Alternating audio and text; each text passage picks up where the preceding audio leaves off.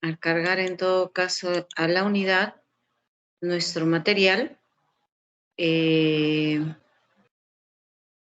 correspondiente al día de hoy, ¿no?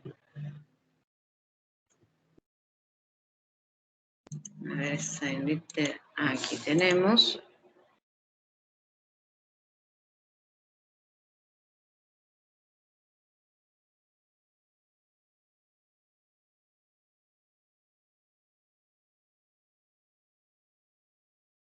Bien, hoy día estamos con doble dispositivo porque nos encontramos en la universidad, entonces estamos, a ver unos minutos que termine de cargar. Bueno, mientras va cargando nuestro material, ¿no? Vamos a trabajar el día de hoy un poquito lo que se relaciona con la literatura española, la Edad Media, los cantares de gesta, ¿no? Y llegar un poquito hasta lo que nosotros conocemos como el siglo de oro español, ¿no? Ese, ese periodo literario donde las manifestaciones artísticas, artístico-literarios van a alcanzar su máximo esplendor, ¿no? En nuestra lengua española.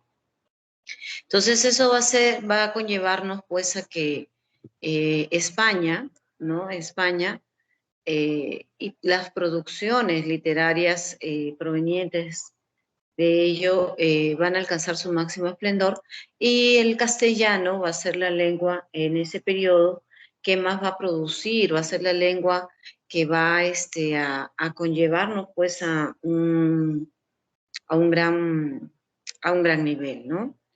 Entonces, hablando un poquito de ese periodo, a ver un ratito, no, todavía no está levantando.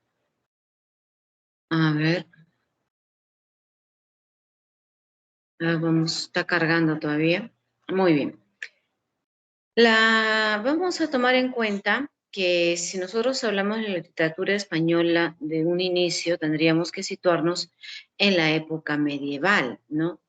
Esa época en la cual la unidad religiosa va a estar dada por el cristianismo, ¿no? Va a estar dada por el cristianismo. A ver, acá está. A ver, déjame compartirlo.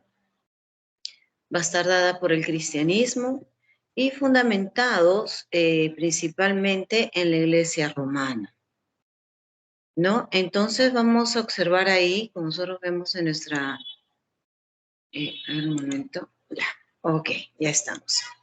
Entonces,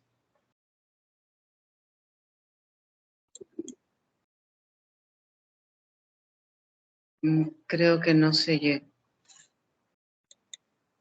A ver, a ver.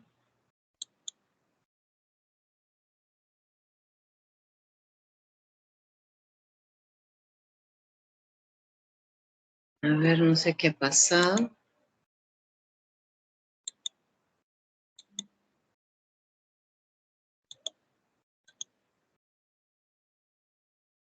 A ver, estoy volviendo a... Había un error acá en el... Bien, como les decía, ¿no? La unidad religiosa va a estar sustentada en el cristianismo, que en esa época, pues, la iglesia romana va a ser la entidad que va a dominar políticamente la época, ¿no? Política y espiritualmente esa época. Entonces vamos a tener que durante la Edad Media va a haber todo un universo cristiano, un mundo organizado bajo la fuerza constitutiva de Dios, es decir, nada se mueve si es que Dios así no lo requiere. No. Entonces, vamos a tener pues un periodo de concepción teocéntrica, ¿no? Donde Dios va a ser ese centro estático, uy, ese centro estático que nos va a permitir poder avanzar. A ver un ratito, ya, muy bien. Estoy con problemas con el ordenador. A ver un ratito. Si no nos cambiamos de ordenador. A ver, un momentito.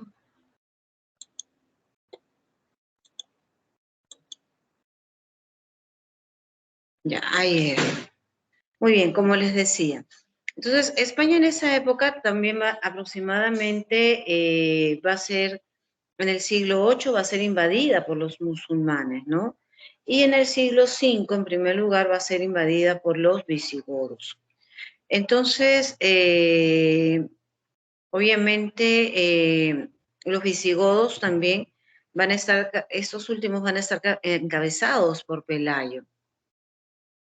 Bien, y van a iniciar pues la reconquista desde las montañas y va a empezar lo que son las guerras revestidas de con características santas, ¿no? Lo que nosotros conocemos como las guerras santas, porque va a significar recuperar España para la cristiandad, por eso tenía esa denominación. Entonces, vamos a ver en este periodo, ¿no? En este periodo en la cual vamos a tener las guerras de reconquista, se va a consolidar entonces los reinos cristianos de Castilla, de León, Navarra y de Aragón. En ese periodo, como nosotros sabemos, va a surgir una unidad nacional hispánica, no vamos a tener ese concepto de unidad hispánica. Eh, Tomando en cuenta, pues, que se va a reconquistar esa España. Y es ahí, bajo ese contexto, en el cual se van a dar muchas manifestaciones literarias, entre ellas el poema de Niocid, ¿no? Las diferencias, obviamente, entre Castilla y León, con el tiempo se van a ir acentuando, van a estar representadas por la nobleza, el linaje, que va a mostrarse un poquito más flexible, ¿no? Entonces vamos a ver ahí, en ese periodo, eh, se va a ampliar ese concepto de abolengo, ¿no? Ruiz Díaz de Vivar, o el mío Cid, vive en la corte de Fernando I.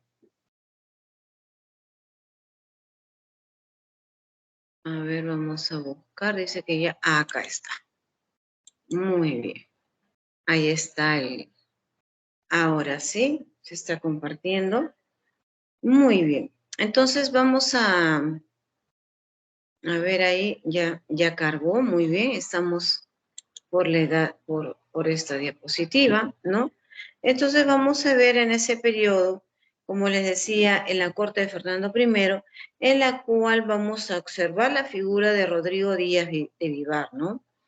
Artífice, obviamente, del surgimiento leonés después del ataque de los moros, ¿no? A la muerte de sus hijos, Alonso y Sancho, entran en conflicto porque el segundo es desplazado por el reino de León, adjudicándosele el de Castilla, ¿no? Entonces Sancho muere asesinado y Alfonso queda dueño de la situación. Los caballeros castellanos de esa época, entre los que se encuentra el Cid, se ven entonces relegados a un segundo plano en la corte dominada por los leoneses, ¿no? Y es ahí donde va a surgir, pues, un periodo bastante importante, que es el periodo de, o mejor dicho, la obra literaria llamada El Poema de Miocid, ¿no? ¿Y qué podemos decir de este poema de Miocid? Lo que nosotros podemos dar cuenta de que este cantar de gesta llamado así, ¿por qué? En la época media, jóvenes, existían dos, se podría decir, dos manifestaciones literarias muy fuertes, ¿no? Por un lado, al inicio de esta Edad Media tenemos lo que es los cantares de gesta, ¿no? Que van a ser manifestaciones literarias orales, que va a marcar lo que es el periodo del Mester de juglaría, ¿no? Los juglares, esos poetas del pueblo, esos poetas que que van a cantar las hazañas de los héroes. Por eso es que estas obras literarias se enmarcan dentro del género épico, porque lo que va a buscar relatar van a ser hechos de los héroes de manera objetiva, ¿correcto? Entonces, tenemos ahí que uno, en nuestra lengua castellana, el que más el poema que más resalta es el poema de Miosit o el cantar de Miosit, que viene a ser un cantar de gesta. Gesta, ¿por qué? Porque nos habla de las luchas, ¿bien? Es de autor anónimo. Sin embargo, se presume de que este cantar sí tuvo dos autores. No se sabe los nombres con exactitud, pero se presume que fueron dos juglares, uno de Medinaceli y el otro de San Esteban de Gormaz. ¿Por qué se considera a esos juglares como posibles autores? Porque esos lugares, o sea, tanto Medinaceli como San Esteban de Gormaz, son conocidos, son descritos con mucha exactitud, ¿no? Con mucha exactitud. Sin embargo, al no conocer el nombre, se le considera como un autor anónimo, ¿no? Entonces, Menéndez Pidal, que va a ser uno de los grandes estudiosos de este cantar de gesta, nos va a decir, como ya les comenté, que va a estar compuesto por dos juglares. Una primera versión compuesta en 1110 y la otra en 1140, ¿no? El poeta de San Esteban Gómez va a ser más primitivo, ¿no? Es decir, el que se cree de que compuso este poema en el año 1110. Y el de Medina Celi se presume que fue en el año 1140, ¿no? ¿Por qué? Hay algunos episodios en los cuales, o por qué se presume que son ellos, porque cuando se describen esas zonas son muy exactas, muy precisas las descripciones, con mucho conocimiento de las personas incluso que viven en esos lugares. Entonces, cuando describe con tanta exactitud un lugar es porque lo conoce, ¿no? Y yo en esa oportunidad siempre que hablo de este tema, por ejemplo, ustedes creo que conocen la película Asumare, de Carlos Alcántara. Déjeme decirle que la casa que él nos presenta no es su casa verdadera, porque lo que nos presenta son casas de la primera etapa, mientras que él vive en la segunda etapa de la unidad vecinal Mirones. Ustedes me preguntarán, profesora, ¿y cómo sabe eso? Porque yo he nacido ahí, he vivido ahí, sigo viviendo ahí, bueno, mi madre sigue viviendo ahí, conozco el lugar, ¿no? Entonces, con ver las casas, con ver las construcciones, puedo decir si pertenece o no pertenece a su casa, si pertenece o no pertenece a la zona de Mirones o no. Por ejemplo, en la segunda parte, ¿no? Donde está el amigo de la esposa y que lo botan de la cancha, que es Christian Meyer en este caso, es una cancha deportiva que está en la unidad vecinal número 3, es decir, frente a donde ustedes, bueno, frente al centro universitario, frente a la San Marcos, ¿no? Entonces, ahí es donde se ha filmado ello. Profesora, ¿y cómo sabe eso? Porque conozco toda esa zona. A mi vida he vivido ahí y en la número 3 estaban los juegos, estaban las piscinas y obviamente que por esos lados, esos lares también he tenido que vivir, ¿no? Entonces, te lo conozco, te puedo escribir, cómo puedes llegar, dónde está cada sitio. ¿Por qué? Porque conozco el lugar. Lo mismo pasa o la misma figura se presencia en estas obras, ¿no?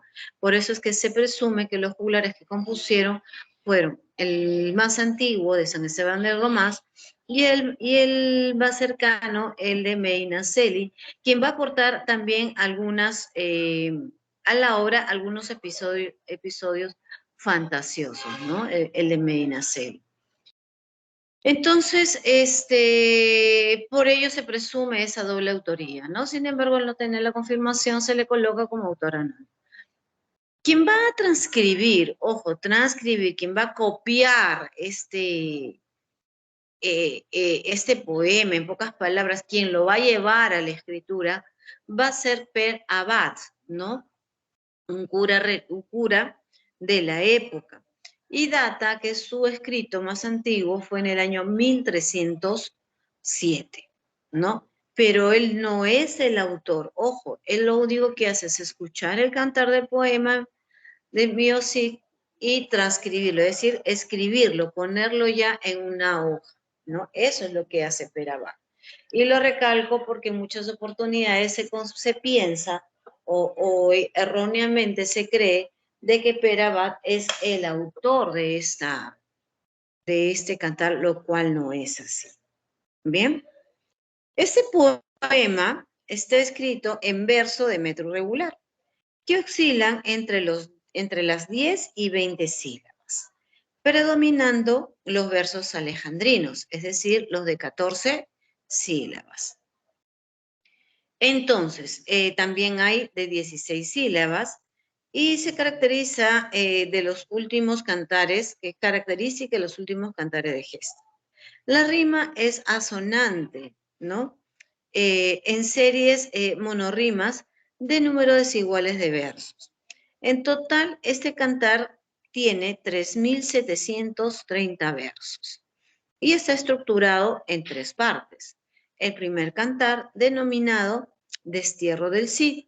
El segundo cantar, denominado Las bodas de las hijas del Cid. Y el tercer cantar, La afrenta de Corpes, ¿no?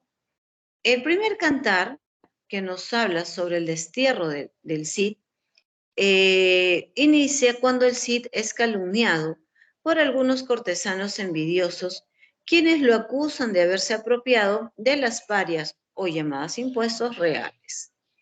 En consecuencia, el rey Alfonso VI de Castilla y León lo destierra. Alba Alfañez y otros vasallos del héroe deciden partir con él al destierro, pese a que el Cid los libera del vínculo de vasallaje. Ruiz Díaz consigue dinero de 2 judíos comerciantes, Raquel y Vidas, como nosotros sabemos, a través de un engaño de unas arcas de arena, porque supuestamente guardan riquezas de las parias del rey Alfonso, ¿no? Es decir, se valió de esa difamación, ¿no? De esa difamación, y que les dijo de que esas arcas estaban llenas de riquezas para que estos les prestaran a su vez dinero, lo que sabemos era todo un ardid. Con esto va a tener para pagar a sus soldados. Luego el héroe se despide de la esposa doña Jimena y de sus hijas doña Elvira y doña Sol. Y con rapidez se apronta a cumplir la orden real, ya que se le ha dado un corto plazo para hacerlo. Una vez en el exilio, los exilos guerreros del desterrado empiezan en la lucha contra los moros, ¿no? Es decir, a seguir ganando tierras para el rey. Valiosos trofeos también ganan, ¿no? De guerra y son enviados por el Cid a Castilla para ofrecerlos al rey en prueba de su sumisión y de su acatamiento. Bien, entonces eso es lo que nos habla en el primer cantar. Ya en el segundo cantar, que nos habla sobre las bodas de las hijas del Cid, ¿no? Luego de 3 años de guerra y Ruiz Díaz de Vivar logra conquistar Valencia, ¿no? Y se reúne con su familia. Envía siempre presentes al rey, ¿no? Todo lo que él conquistaba se lo daba al rey. Cogía obviamente lo que a él como conquistador le correspondía y seguía pagando sus impuestos ante el rey, ¿no? Obviamente dejando en alto el honor que él tenía. Entonces, y pide al rey, que es dueño de Valencia, que su familia se reúna con él. El rey Alfonso consiente, ¿no? Nobles de abolengo como los infantes de Carrión codician pues la riqueza del Cid.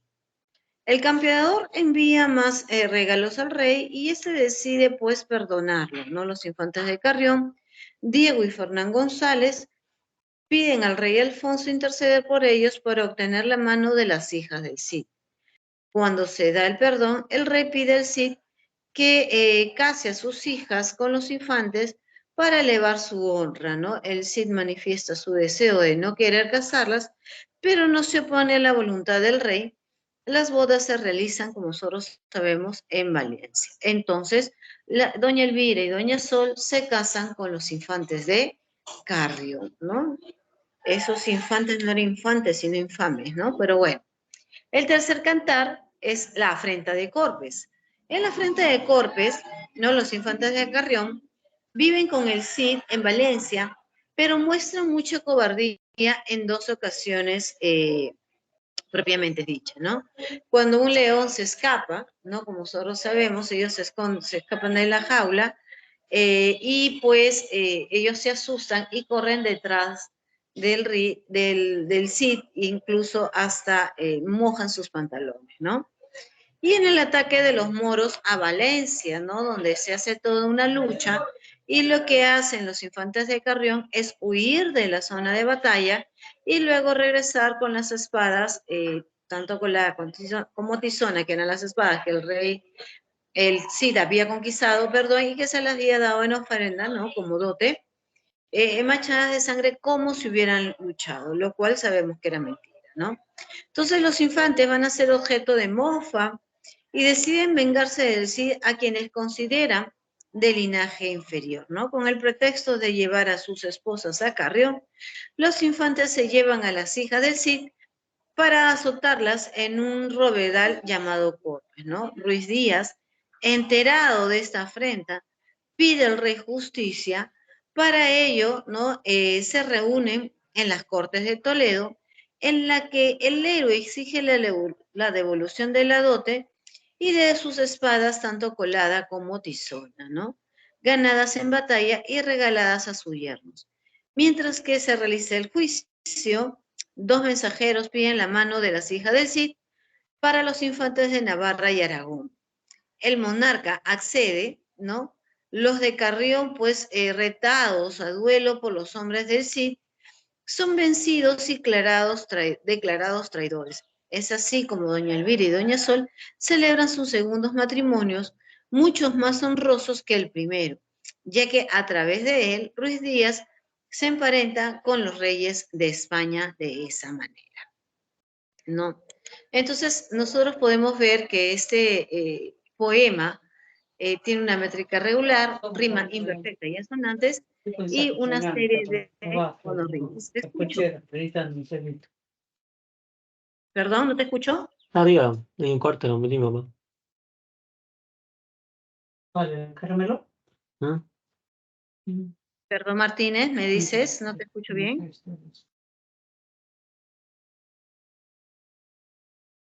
Martínez Pozo.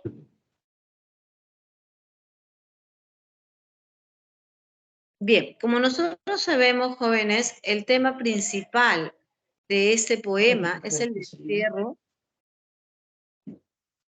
y la recuperación de la honra del mismo. Sí, Martínez, te escucho.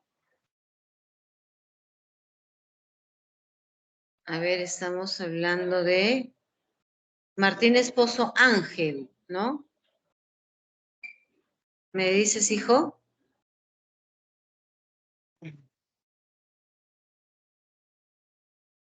Bien, otros temas que nosotros tenemos es el ascenso social. Sí, Joaquín, te escucho.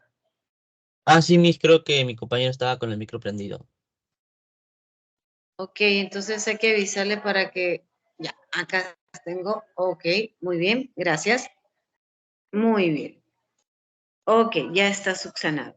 Entonces nosotros tenemos que el tema principal es el destierro y la recuperación de la honra del rey de Ruiz Díaz de Vivar. Y entre otros temas que nosotros podemos también mencionar es el ascenso social por méritos en la guerra, enfrentamiento de la nobleza linajura con la advenediza, las guerras santas, el amor familiar y la venganza, ¿no? Podemos indicar que el desarrollo de este argumento se centra principalmente en el honor, ¿no? Del Miocid y la recuperación, obviamente, de su honra. Hasta el día de hoy, cuando tú difamas a alguien, cuando tú le levantas un falso a alguien y pues no hay pena pues que cubra con esa difamación, ¿no? Entonces, el cantar se desarrolla bajo un clima de guerra santa, donde cristianos y musulmanes tratan de imponer sus creencias religiosas y más todavía su sistema de vida. Entonces, ese poema se va a representar los personajes de distintos estratos sociales, la nobleza linajuda, es decir, de abolengo, las que vienen de herencia, y la nobleza advenediza, esa nobleza que asciende socialmente, ¿no? Por medio de las riquezas obtenidas en la guerra. Entonces, eran dos tipos de nobleza. Por un lado, la nobleza que venía de generación en generación, y por otro lado, aquella que había subido o accedido a partir de adquirir nuevas riquezas, ¿no? Entonces, en un nuevo orden de jerarquía creciente, se ubican los escuderos, los caballeros, los infanzones, ¿no? A esa categoría pertenecía el Cid. Los ricos hombres, los infantes de Carrión, los condes o protestantes como Ramón Berenguer, conde de Barcelona, el rey y el rey, ¿no? En esta obra también aparecen pues los burgueses, ¿no? Habitantes de Burgos y ciudades medievales. Cabe recalcar de que, por ejemplo, los judíos, Raquel y Vidas, son una clase social separada, cuya ocupación principal era la de prestamistas, no se puede considerar como parte de nobleza, sino prestamistas nada más. Entonces, la estructura de la obra se define en la alternativa de la pérdida y la restauración de la honra del mío sí. Es de un estilo netamente realista, características de la época española y equilibrada, el tono y los recursos de la narración, ¿no? Entonces, este cantar de gesta narra toda la acción política y guerrera en su tiempo, ¿no? Al igual que los valiosos valores lingüísticos y literarios que porta esta obra literaria. Recordemos que en esta época el idioma castellano estaba en un proceso de formación, ¿no? A partir después de ese choque cultural. Ahora bien, cuando nosotros hablamos damos un vistazo amplio de lo que es la literatura española, vamos a tener periodos muy importantes, por ejemplo, la Edad Media, que van a ser un periodo netamente anónimo. Luego tenemos la Baja Edad Media o tránsito al Renacimiento, que si bien es cierto, se va a desarrollar lo que es el Mester de Clerecía, donde ya se van a conocer a los autores. Por ejemplo, uno de los primeros autores con nombre conocido es Gonzalo de Berceo, quien escribe Lores a Nuestra Señora, que es una literatura más hagiográfica, ¿no? A este periodo pues surgen el Mester de Clerecía, ¿no? O juglar de Clerecía, porque van a ser los clérigos quienes van a escribir las obras literarias, ¿no? Pero recordemos que son obras literarias hagiográficas, es decir, dedicadas a Dios o a los seres divinos, ¿no? O santos. Ya un poquito más adelante vamos a tener tanto del Renacimiento hasta el Barroco, es decir, del siglo XVI hasta el siglo XVII aproximadamente, lo que conocemos y con lo cual yo iniciaba conversando con ustedes, el siglo de oro español, periodo en la cual las letras castellanas llegan a su máximo esplendor, ¿no? Con representantes como Cervantes, Miguel de Cervantes Saavedra, con su magnífica obra, como nosotros sabemos, Don Quijote de la Mancha.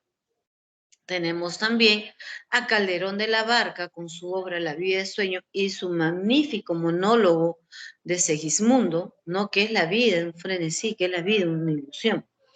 Que es más filosófico, más metafísico, ¿no? Ese monólogo. Tenemos también a dos grandes exponentes como Lope de Vega, ¿no? Que va en contraposición justamente a Calderón. Calderón es un teatro más cortesano, Lope de Vega es un teatro más popular, llamado el monstruo de los ingenios, porque tiene a su haber una infinidad de producciones literarias, ¿no? Tenemos también a Fray Luis de León, también la poética, ¿no? Mientras que Cervantes es de la escuela italiana, Fray Luis de León es de la escuela salmantina, ¿no? Tenemos también un poquito más adelante a Góngora y Argote y a Quevedo.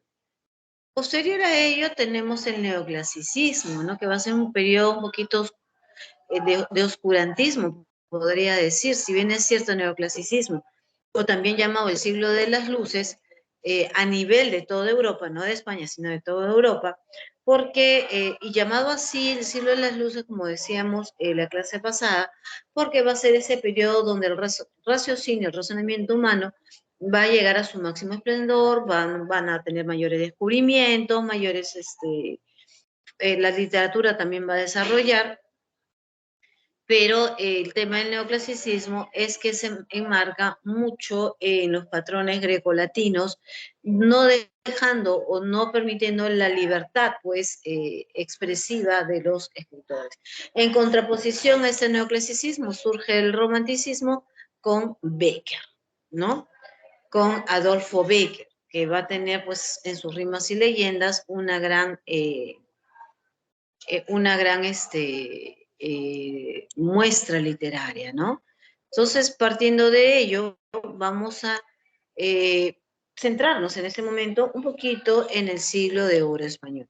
Recordemos que después del mío sí ya viene pues una literatura más conocida, con autores, y en un periodo, digamos, de baja Edad Media o inicio del Renacimiento, tenemos a Jorge Manrique. Aquel poeta conocido por las coplas por la muerte de su padre, ¿no? Donde en esta obra va a hablar un poquito sobre la fugacidad de la vida, la exaltación de las figuras de don Rodrigo, su padre, y la caducidad de las cosas humanas y la omnipotencia de la muerte, ¿no? Y eso los plasma en sus coplas, ¿no? Recuerda el alma dormida, avive el seso y despierte contemplando cómo se pasa la vida, cómo se vive la muerte tan callante, ¿no? Y entre otros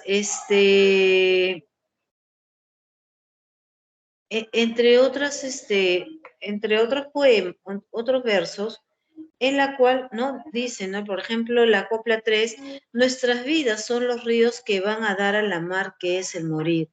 Allí van los señoríos, es decir, la gente de plata, derechos hacia acabar y consumir. Allí los ríos caudalosos, es decir, la gente que tuvo fama, ¿no? Entonces estamos hablando de los nobleza, estamos hablando de las personas con fama. Allí los otros medianos, es decir, la gente que tenía sus negocios, y los más chicos, es decir, la gente de pueblo. Allegados son iguales, es decir, todos llegados a la mar son iguales, y los que viven por sus manos y los ricos, es decir, todos somos iguales ante la muerte, ¿no? Entonces ese es el legado que nos deja Jorge Manrique. Nosotros hablar del Renacimiento o siglo de oro español, recordemos que es el periodo de esplendor de España. España ya tiene colonias acá en América, ¿no? Este siglo de oro tiene dos etapas muy marcadas. Por un lado tenemos el Renacimiento en el siglo XVI y por otro lado el Barroco en el siglo XVII, ¿no? La influencia de la Iglesia en la Edad Media, pues, se trastocó con el desarrollo de esa burguesía y el humanismo. Entonces, el Renacimiento surgió, si bien es cierto, en Italia, perdón, y llega a España con Juana de Castilla, logrando pues ese esplendor durante el reinado de Carlos I y Felipe II. Entonces, el Renacimiento, el movimiento literario llamado de esta manera, ¿no? Porque va a ser el renacer de la literatura grecolatina, ¿no? Es decir, se van a retomar nuevamente algunas ideas de ese periodo. A diferencia de la Edad Media, el Renacimiento tiene una concepción antropocéntrica, mientras que la Edad Media es Dios centro del universo. En el Renacimiento no, es el hombre, es un poquito más racional, más objetivo. Entonces, el hombre que aspira a esa independencia espiritual descubre que va a ser ese centro del universo. Entonces, el Renacimiento va a ser una reafirmación al individualismo humano. Por otro lado, también deja de lado lo religioso, convirtiéndolo a algo más personal, y más bien lo que pone a muestra es el conocimiento de la verdad. ¿Por qué esto es así? ¿Por qué se debe realizar de esta manera? ¿no? Entonces, aquí en el siglo XVI fue desde todo punto de vista de gran importancia para las historias de España, ¿no? La grandeza de aquella época, no solamente en la vida literaria, sino también en la vida política, ¿no? Entonces, esto va a permitir que surjan algunos campos técnicos dentro del mundo literario y el desarrollo del humanismo. ¿Bien? Sí, perdón, un ratito.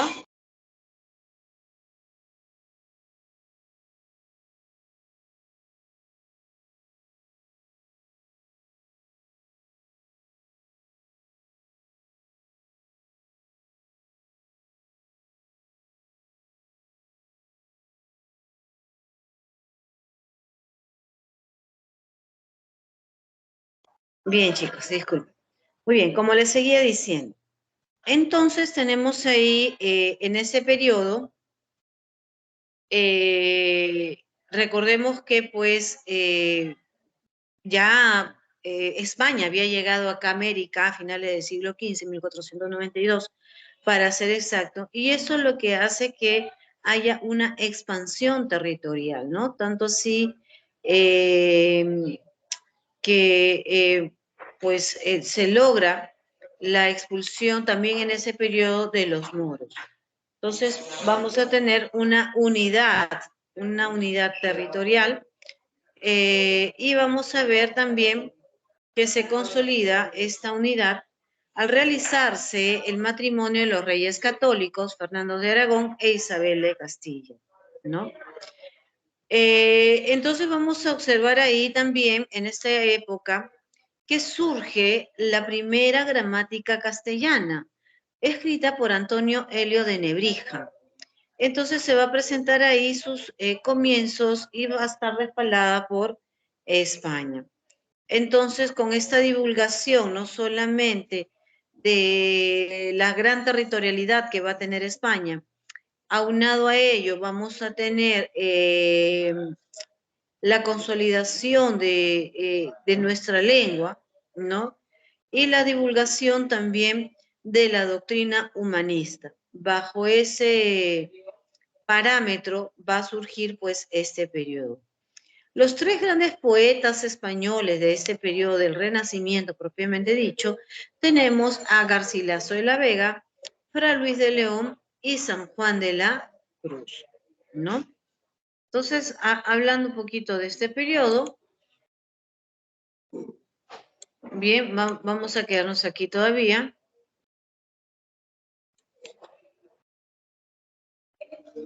Vamos a quedarnos aquí todavía un ratito.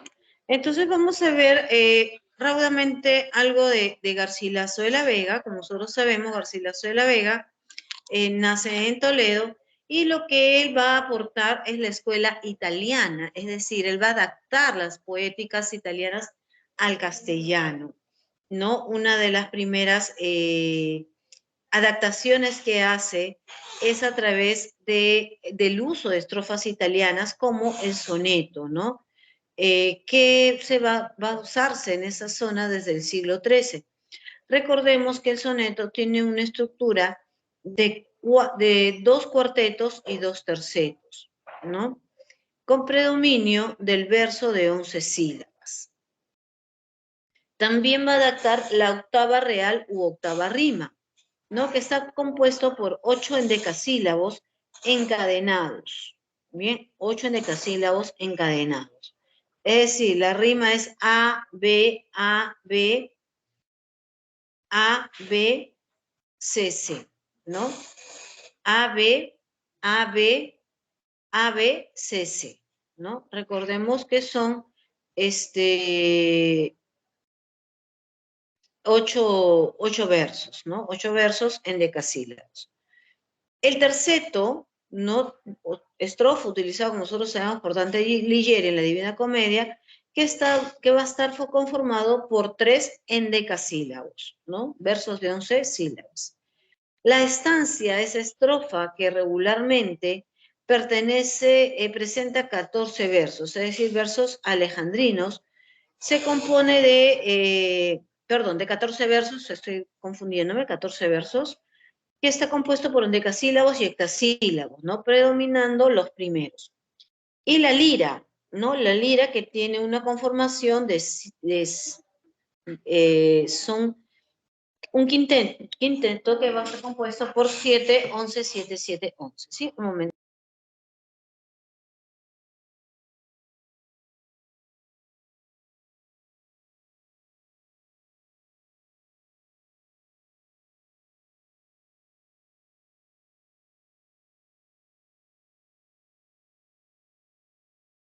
Muy bien, chicos.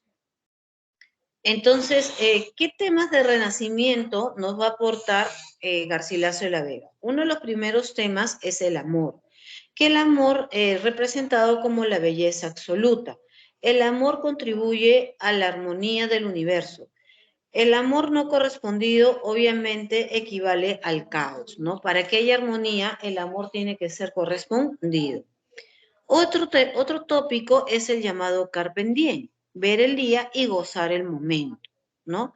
Que es un elemento propio de la época juvenil. Luego tenemos el Beatus Ille, que va a aludir a la vida pasible del pastor, ¿no? Cuya vida campestre se elogia. No sé, el mejor escenario para tener calma, para amar, para poder estar sosegado, tener una vida feliz, es la vida del pastor, ¿no? En el campo. Y a ese concepto se le llama Beatus Ille. Luego tenemos el locus amenus o lugar ameno. Ese tópico obviamente va a evidenciar el armónico paisaje que está lleno de sobriedad y de moderación. Tiene relativa concepción bucólica, ¿no? De atmósfera bucólica, es decir, el locus amenus o el lugar ameno es donde tú te sientas tranquilo, el lugar donde tú puedas respirar paz. Pero esa paz, esa tranquilidad, principalmente se encuentra en el campo. Ojo, que no te dicen que es el único lugar como el Betusil, pero sí te dicen de que el mejor lugar es el campo.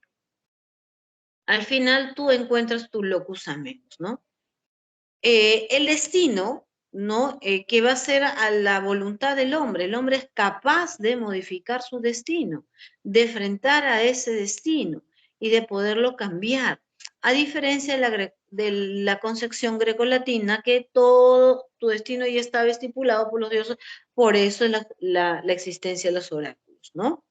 Entonces, un poquito eso es lo que nos aportó Garcilaso de la Vega, ¿no?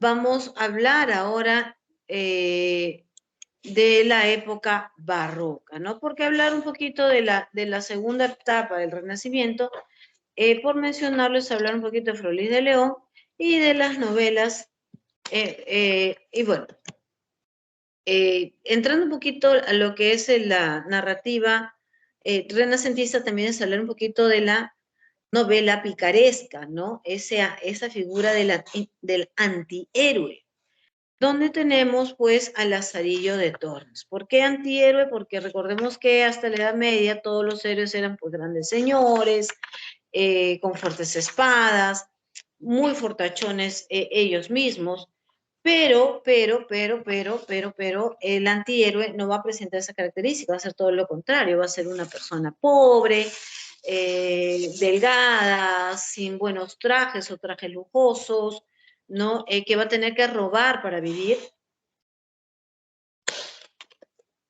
mientras que el héroe lucha con, con dragones, con monstruos para poder tener honor, el pícaro no. El pícaro roba para vivir, ¿no? Esa es la diferencia. Hablar del barroco, del segundo periodo del siglo de oro español, ¿no? Es hablar, antes de pasar a ello, a ver por acá, vamos a ver, no, si vamos a quedarnos acá. Hablar del barroco, esa corriente artística literaria, que va a abarcar a España durante casi todo el siglo XVII, es decir, de 1600 a 1685 aproximadamente, comprende la fase de formación y plenitud y decadencia, ¿no? Pues esta corriente nosotros la podemos ver principalmente en la arquitectura, ¿no? Por ejemplo, tú te vas por el centro de Lima y encuentras bastante balcones barrocos. También lo vamos a encontrar en la novela, la poesía y también el teatro, ¿no? Se puede decir que el barroco se opone a ese estilo clásico. ¿Qué características tiene? En primer lugar, su estilo es sumamente recargado, lleno de alusiones mitológicas. Bien, por ejemplo, ¿no? Podemos decir la poesía de Góngora, ¿no? El retorcimiento formal y el uso de metáforas y el hipérbato. Ellos no buscan, pues, decir, quiero, ¿no? O estoy enamorado de ti y dedicaré mi vida a lo que tú me pidas. Ellos dicen, a lo que tú a lo que tú me pidas, porque estoy enamorado de ti, mi vida dedicaré todos los días, ¿no? Entonces es más mezclado, es un lenguaje así sumamente rebuscado, ¿no? ¿Qué más tenemos? Tenemos la idea de movimiento y gran dinamismo que equivale a la insensibilidad. No hay nada estable en el mundo, todo se mueve. Eso tiene relación con el desarrollo de la astronomía y la fisiología de la época, como nosotros sabemos, ¿no? El ser, el hombre es un ser inconstante, muda sus ideales, su forma de ser continuamente. Entonces la vida del hombre termina con la muerte y se le recuerda constantemente, ¿no? Como dice, ¿no? Polvo eres y el polvo y en polvo te convertirás, ¿no? Por ejemplo, Calderón de la Barca afirma que ninguna vida hay segura en un instante, ¿no? Sin embargo, hay un impulso de trascendencia del escritor barroco. En pocas palabras, se sabe que la muerte está a la vuelta de la esquina, pero que para poder ir en contra de ella, pues hay que lograr la máxima, se podría decir, hay que lograr la máxima, ganar fama, ¿no? Para perdurar. También tenemos la vida, es representación y utilización del juego entre la realidad y la ficción, ¿ya? Tenemos, por ejemplo, ahí el ingenioso hidalgo Don Quijote de la Mancha. Como nosotros sabemos, es un caballero andante que está entre la locura y la cordura, más hacia la locura. Lo mismo que la vida es sueño, ¿no? Con Segismundo. Uso de contrastes, por ejemplo, loco cuerdo en el ingenioso, y en la pintura se emplea el claroscuro, ¿no? Con ese contraste entre zonas iluminadas y sombras oscuras. Bien, entonces vamos a ver un poquito sobre la narrativa, en primer lugar, de esta época, de esta narrativa barroca, ¿no? Aquí tenemos, nosotros sabemos, a Miguel de Cervantes Saavedra, ¿no? Ese escritor que nace en 1547 y fallece el 23 de abril de 1616, y por ello es que año a año celebramos en esa fecha de su fallecimiento el Día del Idioma Castellano. Entonces, podemos decir, estimados estudiantes, que este ingenioso nace en Alcalá de Henares, o llamado como el manco de Lepanto, puesto que pierde la movilidad de esa mano en una batalla, ¿no? En la batalla de Lepanto. Exactamente en la mano izquierda, ¿no? Fue prisionero por los piratas de Argel y permaneció cautivo durante 5 años, ¿no? Va a ejercer varios oficios, entre los que tenemos recaudador de impuestos. Murió pobre y sin un reconocimiento significativo de la obra, ¿no? Él nunca le reconocieron la capacidad intelectiva que hoy en día sí se le reconoce, ¿no? Fue un gran representante de esta literatura española y destaca de todas sus obras el ingenioso hidalgo Don Quijote de la Mancha, que si bien es cierto, es una obra que nace como parodia a las novelas de caballería. Esa fue la primera intención, terminó siendo pues la mejor novela de caballería de todas las épocas, ¿no? por su gran complejidad en los personajes.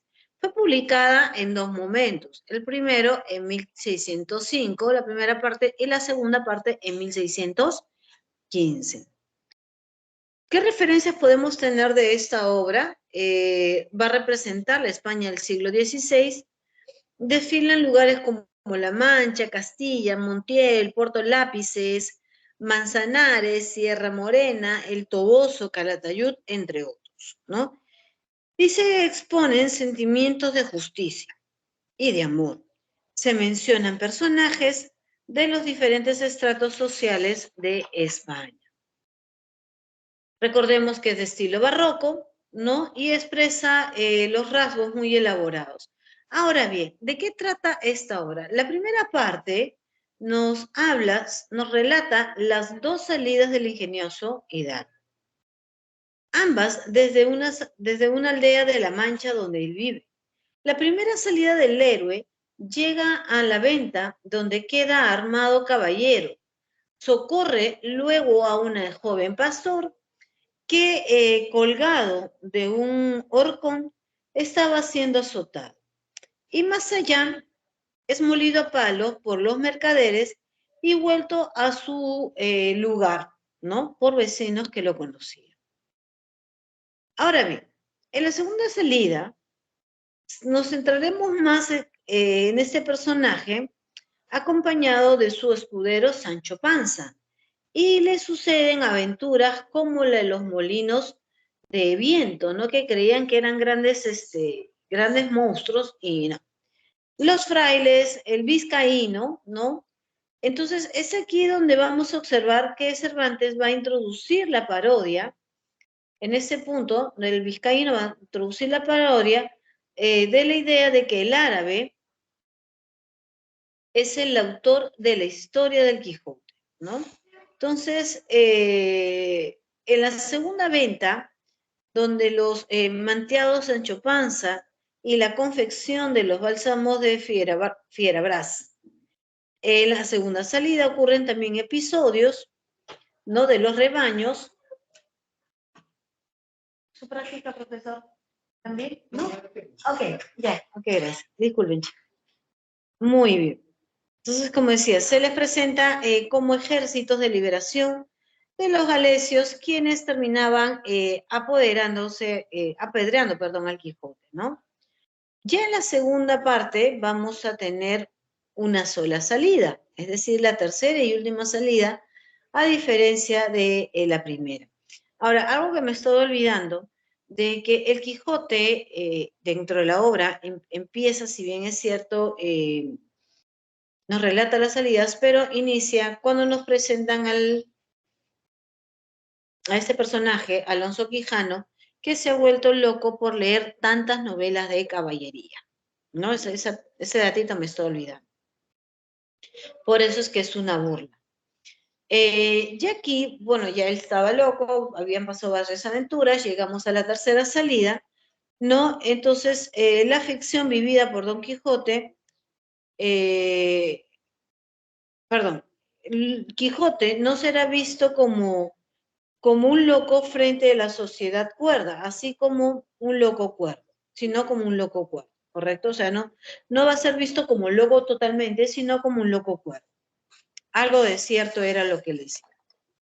En la ficción vivida Don Quijote tomará parte de la realidad, aún en la aldea del bachiller Sansón Carrasco, ¿no? Ahí informa a Sancho Panza y a Don Quijote sobre la fama del libro El ingenioso hidalgo Don Quijote de la Mancha. Luego se narra la llegada de Don Quijote al Toboso y la aparición, según Sancho, de Dulcinea, ¿no? Bien, entonces, esa mujer muy bonita, ¿no? Entonces, encantada, ¿no? Una Dulcinea del Toboso, una mujer encantadora. Y también el encuentro con la carreta de la muerte y el caballero del bosque, la jaula de los leones, las bodas de Camacho, la cueva de Montesinos, ¿no? Y se relata el encuentro, perdón, y se relata el gobierno de Sancho en la ínsula de Barratara, ¿no? Con los consejos y cartas de Don Quijote y el encuentro de Ricote. Llega a Zaragoza, se halla con las imágenes y pelea de los toros, se dirige a Barcelona, lucha con un escudero y pasa por las peripecias de los bandoleros Caldas y Vicentes. En el bosque se narra los episodios de la cabeza encantada, Ana Félix y la pelea con el caballero de la Blanca Luna, quien era el bachiller Sansón Carrasco, que acudía a un ardid para liberar de la locura a Don Quijote, pues al vencerlo le obliga a regresar a su casa por un año.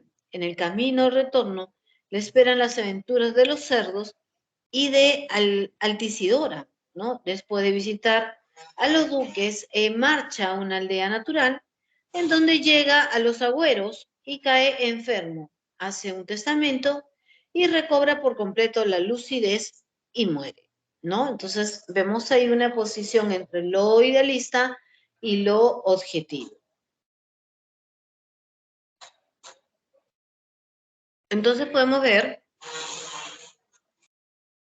que, como les decía, esta es una obra de género épico, especie novela, con estilo barroco, rasgos muy elaborados entre la locura y la cordura, ¿no? Es decir, representa muchas oposiciones, el ser, el parecer, la realidad y la ficción. Eso es lo que nos representa. Mezcla tres variantes y por eso es la mejor obra en lengua castellana, porque hasta ese momento solamente se habían escrito obras cuyo lenguaje tendía a una de las clases sociales, ¿no? Por ejemplo, las obras de picarescas, en este caso, Lazarillo de Tornes, el nivel lingüístico es un nivel lingüístico popular, ¿no? En el mío Cid es un nivel lingüístico un poquito más señoral, y así se había escrito obras, pero va a ser Miguel de Cervantes Saavedra quien va a mezclar tres variantes del lenguaje y lo va a hacer de manera pues, casi perfecta, ¿no? Por no decir perfecta, ¿no? Por ejemplo, se ve muy bien el narrador con ese nivel coloquial, el señorial, ¿no? Al estilo cervantino, ¿no? Y también el popular en Sancho Panza. Entonces, el tema principal de esta obra, como nosotros sabemos, es el contraste entre el idealismo y el pragmatismo. Podemos decir que el objetivo principal de esta obra era combatir la afición por los libros de caballería. Por eso es que él lo escribió a son de burla de estas, sin saber que se convertiría en la mejor de todas, ¿no? Don Quijote y Sancho van a ser dos tipos de humanos eternos, ¿no? Siempre hay alguien que ilusiona y siempre hay alguien que busca tener los pies sobre la tierra, ¿no? Que al final, obviamente, terminan cruzándose esas personalidades a través del intercambio de las psicologías, denominada la quijotización de Sancho y la sanchificación de Don Quijote, que se da al final de la obra. ¿Por qué? Porque, como te decía, Quijote recobra la cordura y fallece, pero Sancho deja su aspecto netamente cuerdo y pasa a idealizar, a ser un idealista. Bien. Hablar un poquito del teatro del siglo de oro significa pues hablar de dos autores muy importantes. Por un lado, Lope de Vega y por el otro lado, Calderón de la Barca, ¿no? Aunque dentro de los representantes también tenemos a Tirso de Molina. Entonces, esta manifestación literaria, ¿no? Esta característica del teatro del siglo de oro español, podemos observar que dentro de sus características principales está que se diferencia del teatro clásico grecolatino, puesto que mezcla lo trágico y lo cómico, otorga mayor realismo a las obras y busca el deleite del espectador. Ya no solamente transmitir, pues, lo que hay que transmitir, sino más bien busca ese deleite. Se dirige a un público vasto, ¿no? Se dirige a un gran público y también socialmente heterogéneo. recurre al suspenso, está escrito en verso, también destaca el octosílabo y trata temas variables como los mitológicos, los históricos, entre otros. Le otorga mayor importancia a la acción de los personajes y emplea personajes tipo, desde el gracioso, la cucufata, no sé, ¿no? La cucufata, el chanconcito, la bonita, ¿no? Es decir, todos los tipos sociales que nosotros podemos conocer. Aquí van a surgir dos tendencias muy marcadas. Por un lado tenemos el teatro popular representado por Lope de Vega y por el otro lado el teatro cortesano representado por Calderón de la Barca. Por un lado, Lope de Vega es un teatro más nacionalista porque los temas que trata son propios de España. Bien. Tiene una gran riqueza inventiva, como te decía, pues llamado el monstruo de los ingenios por su gran productividad literaria. Por lo mismo que sus temas son nacionalistas, que hablan de España, son populares también, porque no habla de España y la nobleza, sino habla de España y el pueblo. Y son temas más históricos, ¿no? Que han cambiado ese rumbo de la historia. Habla sobre leyendas, ¿no? De España, preferentemente, ¿no? Y por el otro lado tenemos a Calderón de la Barca, que es más lírico, ¿no? Tiene un espíritu reflexivo y filosófico, ¿no? Por ello habla de esos temas. Hay una perfección formal y técnica y tiene tendencia a la idealización y lo alegórico, ¿no? Esa es la forma de escribir de Calderón de la Barca. Entonces, hablando de Calderón de la Barca como máximo representante del teatro, ¿no? Vamos a observar aquí lo siguiente en cuanto a Calderón de la Barca. Él pues va a nacer en Madrid. Durante su juventud se va a dedicar al ejercicio de las armas y va a participar o va a ser de gran importancia de la contrarreforma española. Las obras que ha escrito son 120 comedias aproximadamente, entre las cuales tenemos La vida es sueño, El alcalde de Zalamea, El mayor monstruo los celos, El médico de su honra, El príncipe constante, entre otros. Dentro de los autos sacramentales tenemos El gran teatro del mundo, El divino Morfeo y El gran mercado del mundo. Dentro de los entremeses está Desafíos de Juan de Rana y el combinado y La pedidora, ¿no? Siendo de esta su máxima obra, La vida es sueño. Esta obra de género dramático, bien, de especie de drama filosófico, escrito en octosílabos de rima consonante y conformado por 3 actos muy marcados. Bien, tenemos ahí que es de lenguaje culto y de estilo solemne. Como es cortesano, su ambiente no es España, sino es fuera de España. Por eso es que está ambientado en Polonia. Y no solamente ellos, sino que también los personajes son de la nobleza, a diferencia de lo previo, ¿no? ¿Qué podemos decir sobre La vida es sueño? ¿No? La vida es sueño, al nacer su hijo, Segismundo, el rey Basilio, astrólogo él, recordará pues los presagios que su esposa tuvo en sueño, ¿no? Convencido de que su hijo será el príncipe más cruel, decide encerrarlo en una cárcel situada en una torre aislada de la vida cortesana. Solo Clotaldo, su ayo, cuida de él.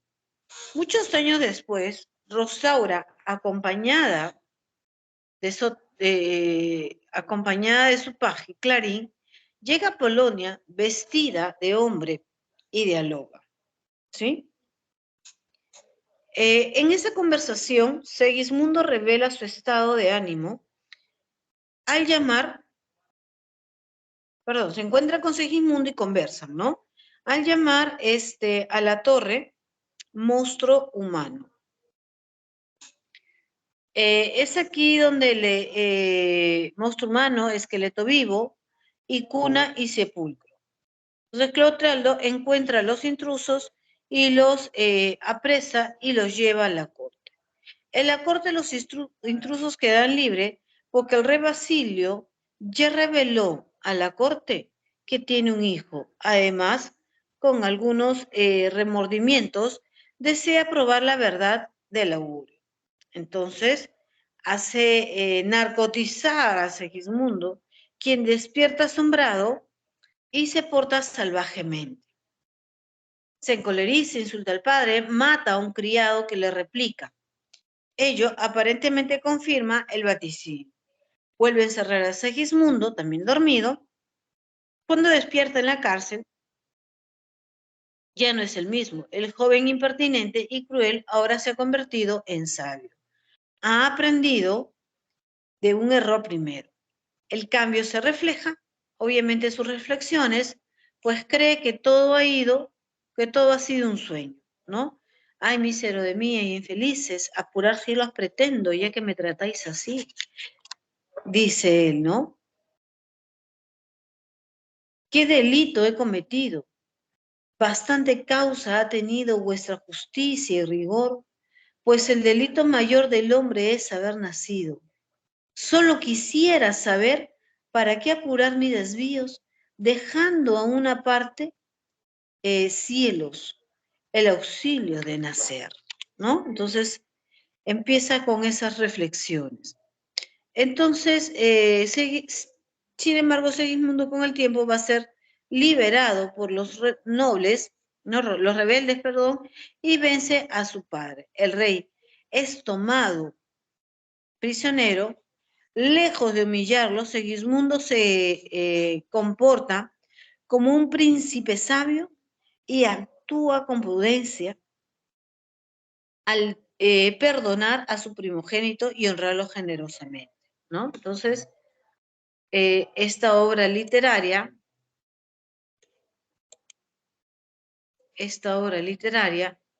podríamos indicar, ¿no? Que nos explica cómo es que nosotros vemos nuestra vida, ¿no? Sueña el rico en su riqueza, que más cuidados les ofrece. Sueña el pobre que padece su miseria y su pobreza. Sueña el que a medar empieza, sueña el que afana y pretende, sueña el que agravia y ofende, y en el mundo, en conclusión, todos sueñan lo que son, aunque ninguno lo entiende. Y de estas prisiones cargados, y soñé que en otro estado más lisonjero me vi. ¿Qué es la vida? Un frenesí. ¿Qué es la vida? Una ilusión, una sombra, una ficción. Y el mayor bien es pequeño, que toda la vida es sueño, y los sueños, sueños son, ¿no? Es la reflexión que hace Segismundo. Bien.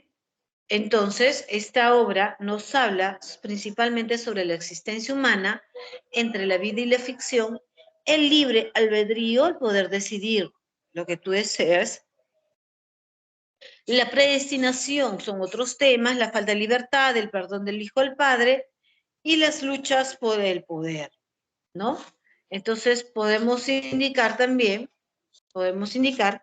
que esta obra tiene abundantes metáforas, alusiones mitológicas, alegorías y los contrastes típicos del barroco, realidad, sueño, hombre, tierra, ¿no?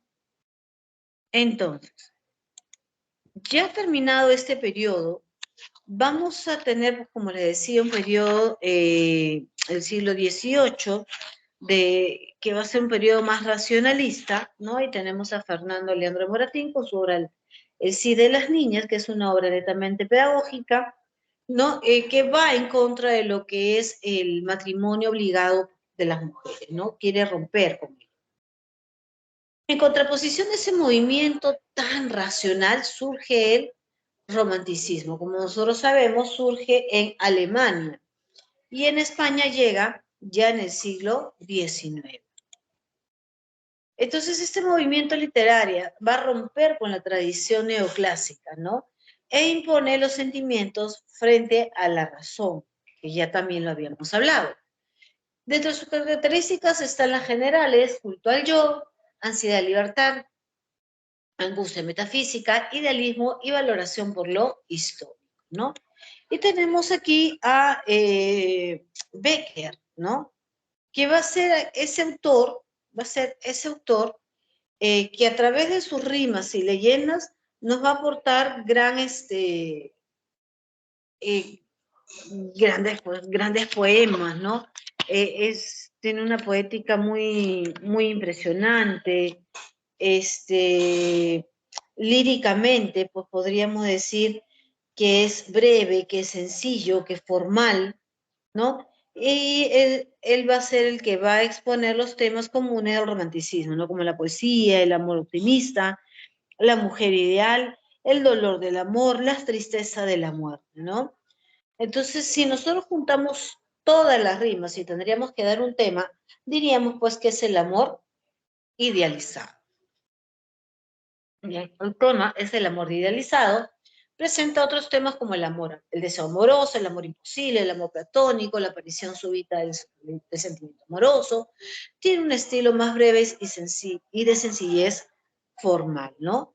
Aparecen tres tipos de mujeres: la ideal, la poesía y la fatal, ¿no? Obviamente que la fatal es en respuesta a ese culto al yo y esa liberación de la emoción, ¿no? Porque recordemos que el romanticismo es llevar al máximo esplendor las emociones, ¿no? Y una forma de poderla llevar es a través de ese amor fatal, ese amor inalcanzable, ¿no? Entonces, vamos a ver ahora, acá, perdón, dentro de lo que corresponde a sus leyendas, ¿no? Son relatos populares, legendarios, y que los temas principalmente lo sobrenatural, la transgresión, el castigo, entre otros, ¿no? Tenemos ahí la Jorca de Oro, los Ojos Verdes, Rayo de Luna, entre otras. Entonces, esta obra se constituye de la siguiente manera, ¿no? La introducción informa sobre el lugar, el tiempo en el que se escuchó la historia, ¿no? Así está conformada la leyenda.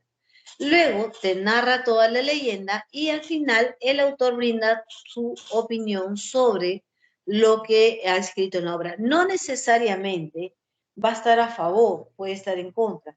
Ahora, no es porque, profesora, yo he escrito mis leyendas, pero yo no encuentro ninguna hoja doblada donde me explico, me diga algo por el estilo. De repente por ahí como que esa conclusión me permita dar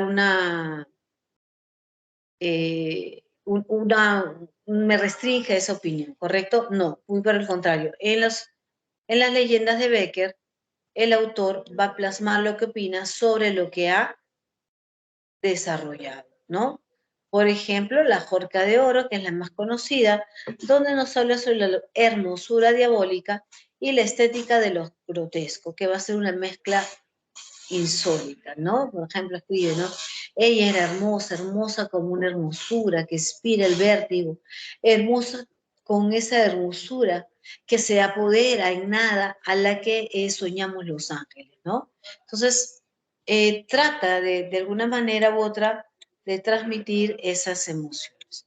Bien, chicos, vamos a ver ahora un poquito la práctica y tenemos en la primera pregunta, dice: merced mi rey y señor, por amor de caridad, la queja mayor de todas, no se me puede olvidar que me oiga la corte entera y me duela con mi mal. Los infantes de Carrión me quisieron deshonrar, sin retarlos a combate no los puedo yo dejar. Luego de leer el fragmento citado, perteneciente al poema de Mio Cid, y considerando el argumento de la obra, se puede afirmar que, a ver chicos, tenemos el chat, ¿qué podemos afirmar? Merced, mi rey y señor, por amor de caridad, la queja mayor de todas no se me puede olvidar. Que me oiga la corte entera y se duela con mi mal, los infantes del Carrión me quisieron deshonrar, sus relatos o combates no los puedo yo dejar. A ver, ¿cuál sería la respuesta?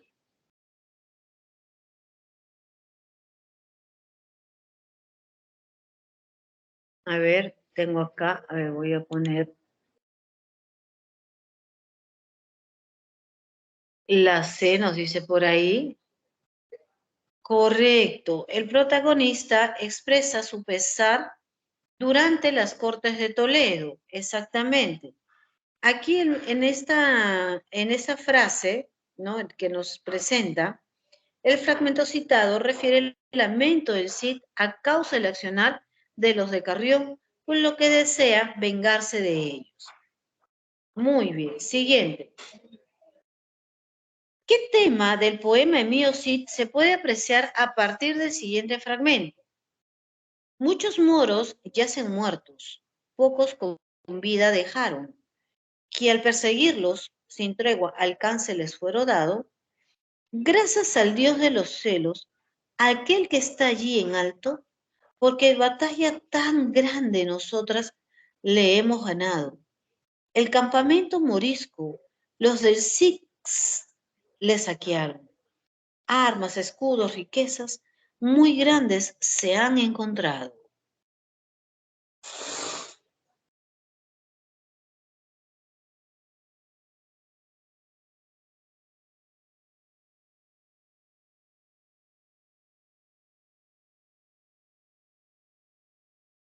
Bien, chicos. Muchos moros yacen muertos. Muchos moros yacen muertos. Pocos con vida dejaron, que al perseguirlos sin tregua alcance les fueron dando. Gracias, el Dios de los cielos. Hablamos de moro, hablamos de Dios.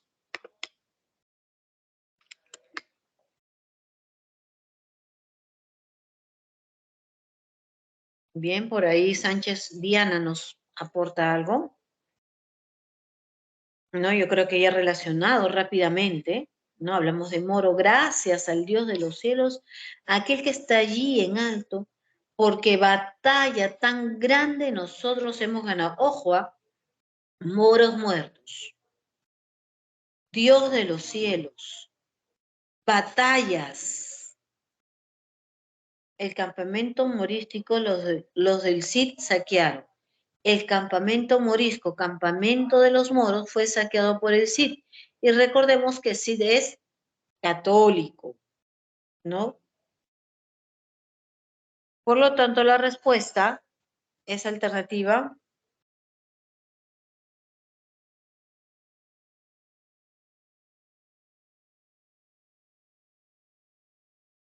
Ojo, hablamos de un subtema.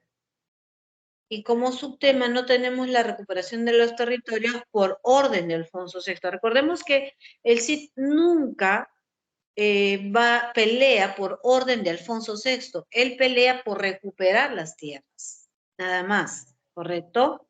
Para otorgárselas al rey.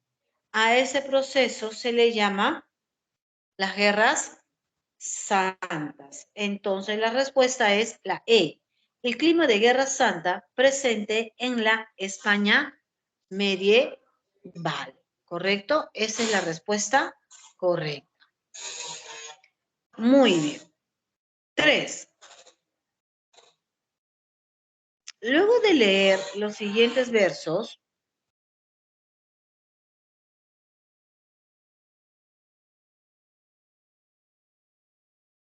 pertenecientes a Fábulas de Polifemo y Galatea, de Luis de Góngora y Agote, marquen la alternativa que contiene los enunciados correctos relacionados con las características del barroco.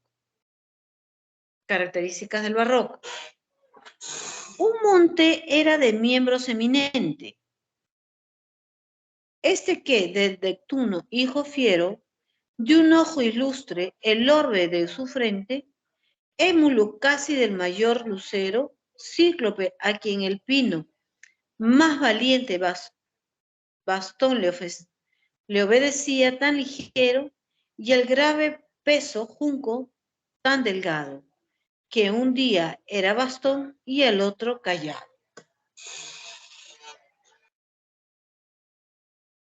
A ver, chicos, aparece la incorporación de personajes del mundo mitológico, ¿verdadero o falso? Verdadero, Miss. Verdadero. Tenemos ahí a Neptuno y al Cíclope, ¿correcto? Siguiente. El retorcimiento formal es generado por la idea de movimiento o de dinamismo.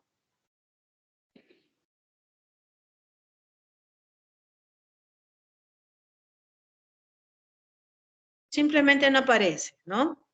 Falso. El estilo recargado no produce inestabilidad.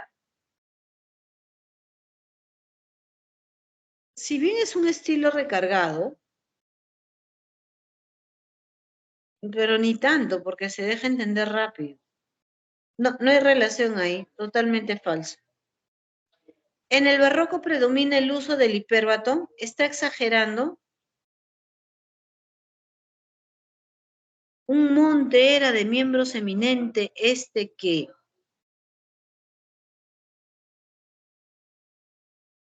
Fiero, de un ojo, el orbe de tu frente, el orbe de tu frente.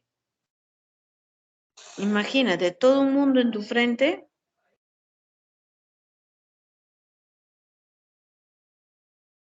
Émulo clase casi del mayor lucero, es decir, tener una mente muy brillante, ¿no?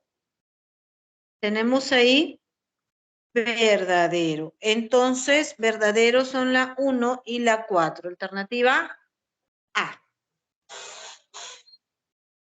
3A. A ver, la 4, chicos, les doy unos minutos. Las 4.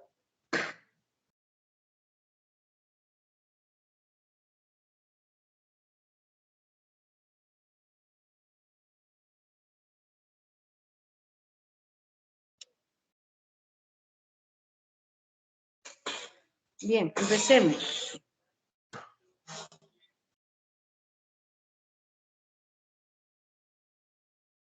Con relación al ingenioso hidalgo Don Quijote de la Mancha Miguel de Cervantes Saavedra, marque la alternativa que completa correctamente el siguiente enunciado con el contenido de la obra. La novela, que resulta ser una parodia de los libros de caballería, adquiere versatilidad debido a que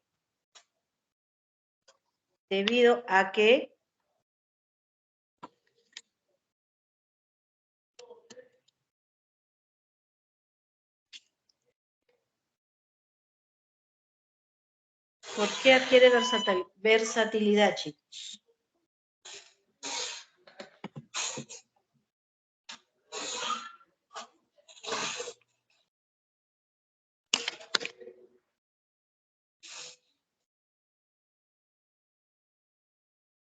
La novela, que resulta ser una parodia de los libros de caballería, adquiere universalidad debido a que,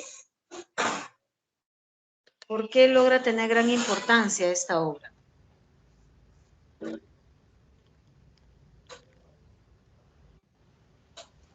La profesora.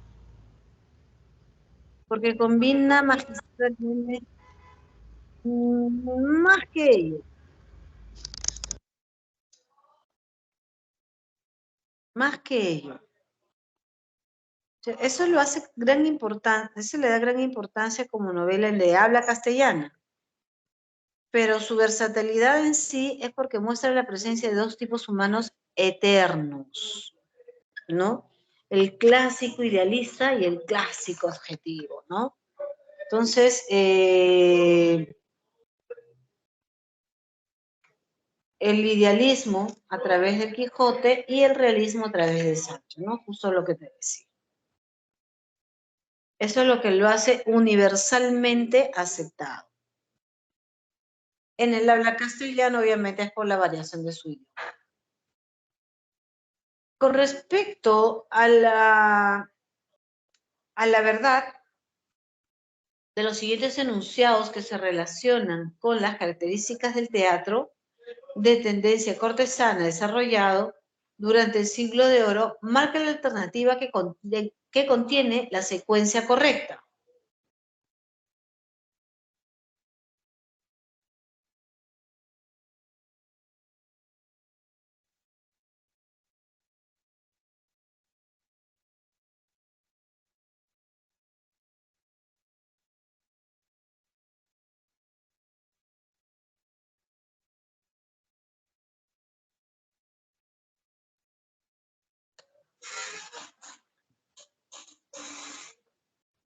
Muy bien.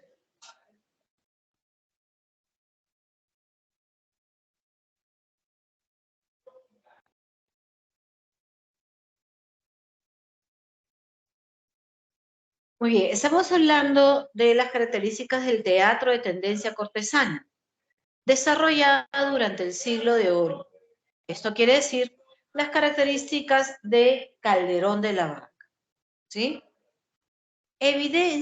Manifiesta un evidente nacionalismo, perdón.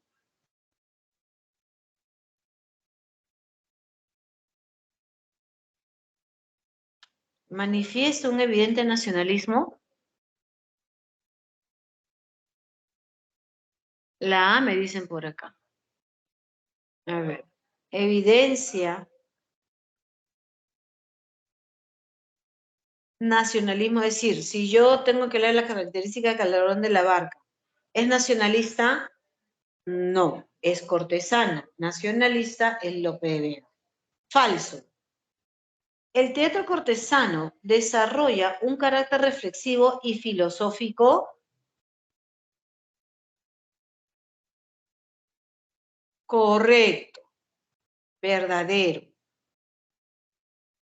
También expresa una tendencia a la idealización y a lo alegórico. También expresa una tendencia a la idealización y a lo alegórico.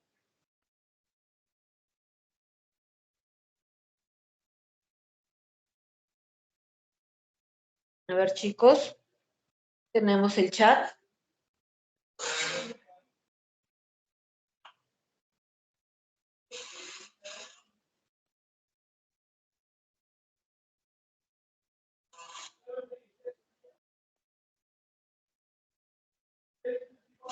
A ver, chicos, tenemos el chat. Tenemos ahí. A ver, a ver.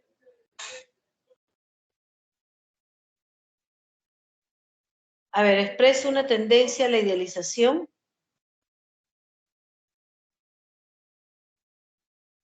Tiene una tendencia hacia la idealización. Verdadero, correcto. Y finalmente, emplea la prosa elegante y refinada. Verdadero, Miss. Lo que pasa es que ambos se componen en verso, no en prosa. Por eso es falso. Si bien es cierto, es un verso elegante y refinado, pero no emplean prosa. Por lo tanto, la respuesta sería alternativa D de dedo. Bien, Diosito. 6. Considerando el argumento del drama La vida es sueño, de Pedro Calderón de la Barca, marca la alternativa que completa correctamente el siguiente enunciado. El príncipe Sigismundo es llevado, narcotizado, desde la torre donde había crecido, encerrado, hasta la corte de Polonia, para que sea probado. Luego de despertar,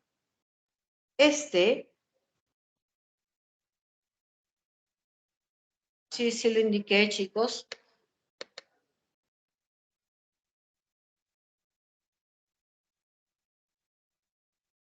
¿Qué pasó? Se levantó, se deseó vengarse, quiso ser liberado.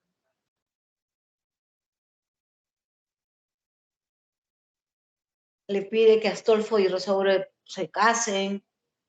Hiere de muerte a Clotaldo. Adopta un comportamiento salvaje. ¿Cuál de las 5 alternativas? A ver, chicos. Premios en C. Le pide a Astolfo que contraiga nupcias con Rosaura. No. Él no conocía esas cosas.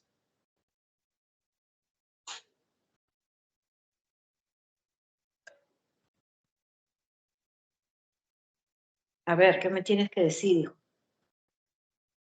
Alternativa.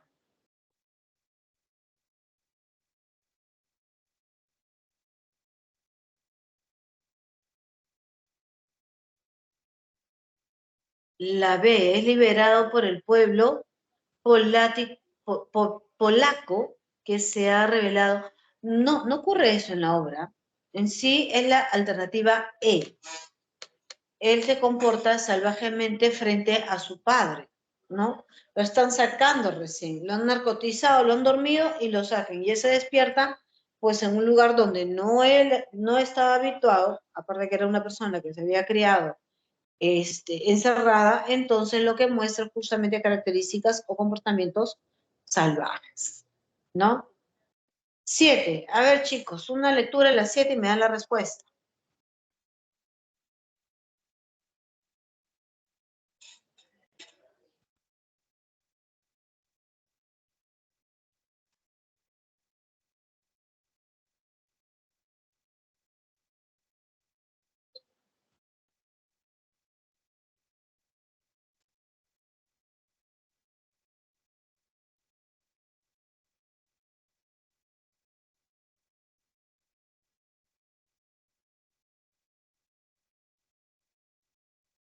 Bien.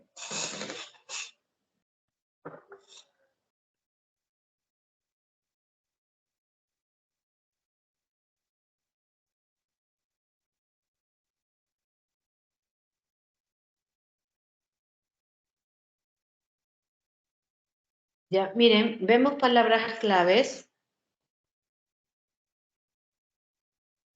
Vemos palabras claves. Cierra los ojos. Se supone que él cerró los ojos porque va a dormir, ¿no?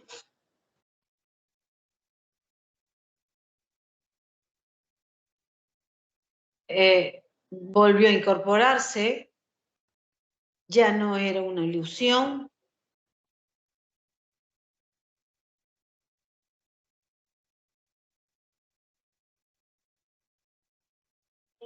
Se acercó, ¿no? Se acercó, dice acá, ¿no? Se acercan y se movió reclinando que estaban en la orilla de su lecho.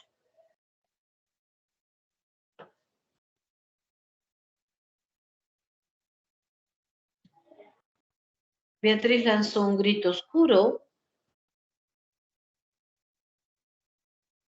Esas son las características. Entonces estamos hablando, él anda con preocupación, ¿no? Está casi imperceptible.